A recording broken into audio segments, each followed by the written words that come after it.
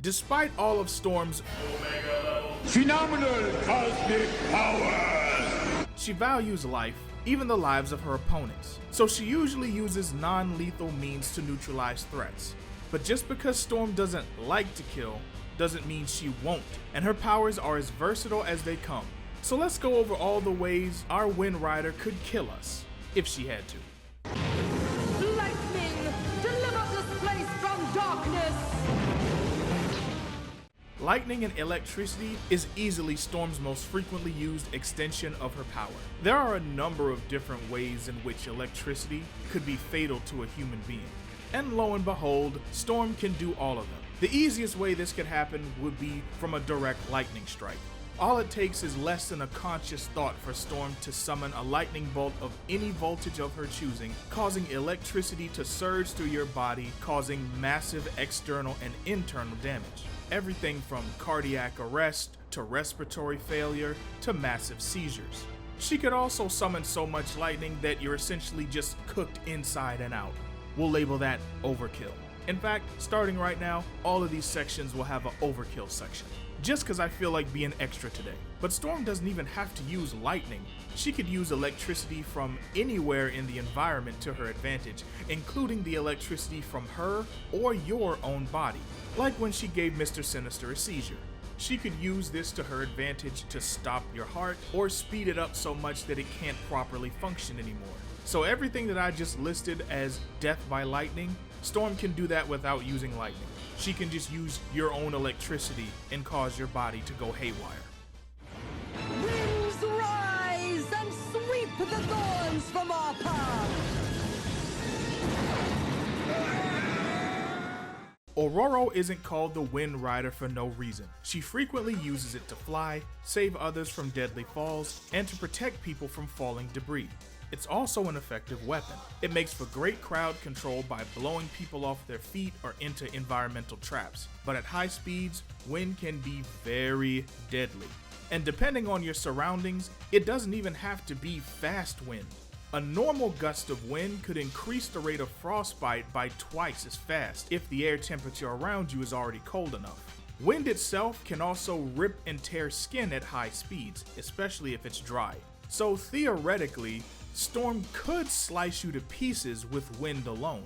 Now you're not likely to find winds going this fast in the regular world, but in terms of average regular wind, she could blow you off of a high surface, causing you to fall to your death, blow you into something very big, hard, and or sharp, or blowing something hard and sharp into you. She could also just say F all the extra stuff and just suck you up into a tornado. She could cause an avalanche, landslide, or mudslide, any of which would be equally fatal. And if she really wanted to flex, she could trap you inside a cyclone and just blow you out into outer space. Overkill!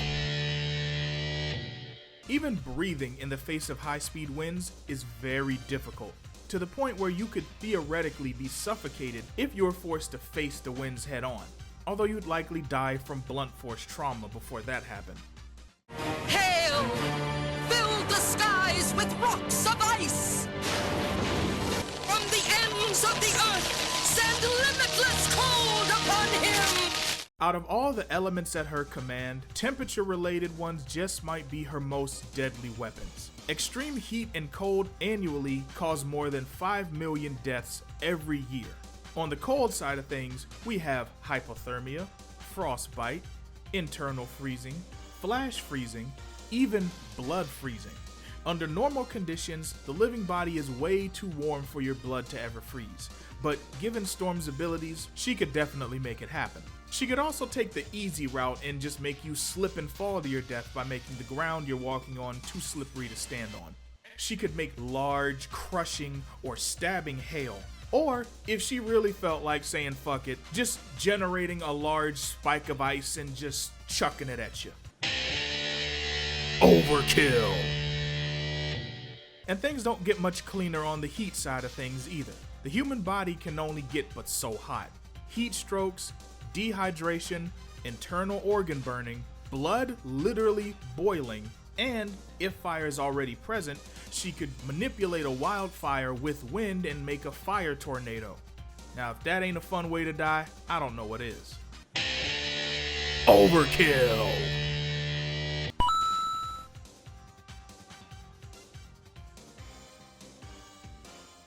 I summon the full power of the storm! Water is the fundamental resource for living beings, but as Bruce Lee said, water can flow or it can crash, and Storm can do both. She could make flash floodwaters flow into you and drown you, or crush you with monumental tsunami waves. And if she really felt like flexing, she could even burn you to death with acid rain. Now, real acid rain isn't deadly to humans. I can't remember its exact pH balance, but it's usually just enough to cause some mild irritation. But it would be well within Storm's power to increase the acidity of the raindrops to the point where it was corrosive, meaning, you done, son. Overkill. You will see them as well as the mist rises. One might think clouds and vapors are harmless, and they usually are, but leave it up to Aurora Monroe to find a way to make them deadly. The easiest one that comes to mind is simply making fog so thick around you that you can't see anything and you walk, stumble, or fall to your death. But while researching for this video, I learned an interesting fact about clouds. They're actually not weightless. Depending on how many water droplets are inside of it and above it, the average cumulus cloud weighs about 500,000 kilograms or 1.1 million pounds / 551 tons. The only reason why they float is because they're not dense. The clouds, despite having weight, are less dense than the air beneath it, so they float. But because the density does exist, that means that there is something for Storm to manipulate. So I'm wondering, what would it take for Storm to make a cloud that was so dense that it actually fell? Overkill! This is something we generally don't think about because air or atmospheric pressure is always just around us, unless you're climbing high altitudes or have asthma. But once again, here comes Aurora finding a way to make something that's usually innocuous to be extremely dangerous. High levels of air pressure can cause strokes or heart attacks, as well as causing your blood vessels and organs to burst. This can happen very quickly.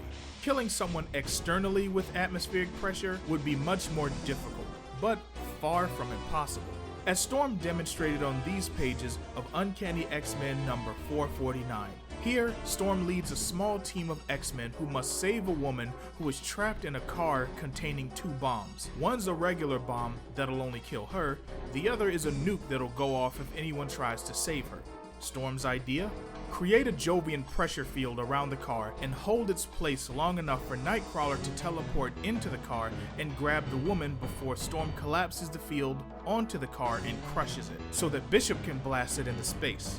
As the field forms, its pressure surpasses that of Jupiter.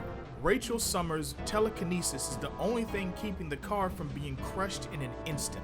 But when the moment is right and everyone's in place, Storm lets the field collapse, turning the car into the size of a baseball without setting the bombs off, just in time for Bishop to shoot it into space where it detonates.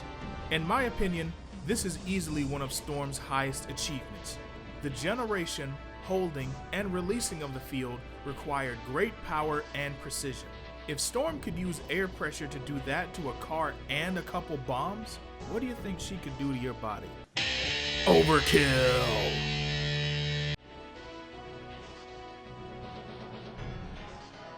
Storm's connection to the atmosphere works on an atomic and subatomic level. So when she controls the weather, she's actually manipulating the building blocks of life to cause different weather patterns to happen at her will. Now this has a lot of crazy applications that I think a lot of people overlook when thinking of what Storm could actually do, including removing the oxygen from your immediate surroundings, removing the oxygen directly from your lungs, putting too much oxygen in your lungs, causing them to collapse, and poisoning you with carbon monoxide. And if that wasn't enough, she could actually make her own hydrogen bomb using hydrogen atoms and electricity. And let's not forget Storm's perception of and connection to the electromagnetic field of Earth. As we saw in X-Men 97, affecting the electromagnetic field can have drastic consequences to all life on Earth due to the ultraviolet rays that it usually protects Earth from. So if Storm were able to focus that ability on you, she could give you cancer simply by increasing the frequency of the electromagnetic field surrounding you, or negate the electromagnetic field around you, thus subjecting you to any and all deadly radiation that's in the area, including ultraviolet rays that may have been passing by Earth. Speaking of ultraviolet rays, Storm can manipulate those too, meaning she can just straight up cook you with heavily focused ultraviolet waves.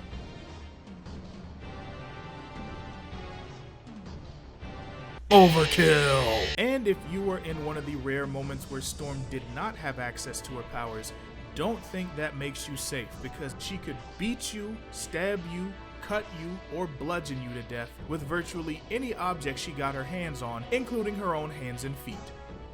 Now, I know what some of y'all are probably thinking. What about Storm's magic and divine energy? And I will address that now. When Storm taps into her mystical or divine power source, she usually uses it to amplify her normal mutant powers, at least in her 616 version. There are examples of Storm in other universes or timelines who followed a more mystical route, leading to her becoming a highly skilled magic practitioner. But as for our Storm, she would currently be best described as a dabbler in the mystic arts at best. For example, if she needed to use some exceptionally strong lightning, she might evoke her ancestors Ashake or Aisha and let their power flow through her so that her lightning can affect otherworldly beings in a way that regular natural lightning wouldn't be able to do. She could also use the Godhead to amplify her powers through the faith of others who believe in her, but at the end of the day, it's still lightning. There are a couple times I can think of in the comics where Storm has used these powers to do something completely otherworldly, or to do something on a scale that would otherwise be impossible for her. Two of these moments occur in the Storm and the Brotherhood of Mutants miniseries, where she tapped into powers beyond powers to open a wormhole. This included the additional power and amplifications from her friend and ally Cora, as well as evoking her ancestors. She was also over 100 years old, so she had a century's worth of experience here. So arguably, even without the additional help, she was capable of doing far more than our Storm can right now. The move also killed her, so if she were to use this, it would be a one-hitter quitter. Same thing happened when she was resurrected 1,000 years later and she faced off against a giant Emma Frost mech and destroyed it by generating lightning from the ions of the mech that created an explosion so large it was the equivalent of the formation of a star. So, in the event that you were fighting Storm in space, she could potentially open up a wormhole which sucked you into a place that were uninhabitable, or just destroy you with space lightning. Speaking of transporting you, she's also used the energy of wizards and witches to make portals made out of lightning, and used it to transport between realms. So she could also do that, teleport you somewhere that you couldn't survive in. Even if you were fighting her from the safety of a spacecraft, don't let her get her figurative hands on the artificial environments of said spaceship, because she'll just fuck that up too. Basically, anywhere that has the existence of any elements or molecular reactions that would cause a weather or an atmosphere to exist is part of Storm's domain, which is why she has so many different ways that she could kill you. And if you would thank Storm if she decided to kill you, then click on this video right here to get some more Weather Witch goddessness in your life. And until next time, keep simping.